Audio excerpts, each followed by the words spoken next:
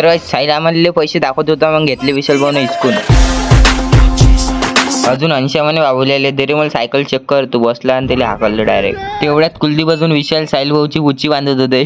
मग गुच्ची बांधल्यावर साहिल भाऊ झाले डायरेक्ट सायली. पहिला प्रपोज अर्जुनचा. फोन घेऊन नेला. हा मग डोम्याला म्हटलं डायलॉग म्हण एखादा. उर्वी मला इकडे एक नाही 32 म्हणते गडी. मग दिदीला केलं आम्ही ॲटोतून बाय आणि आम्ही आलो डायरेक्ट अर्जुन सोबत दळणले. 15 किलोचं दळण आहे गायचं हे. मग हे पहा डोम्याची मी.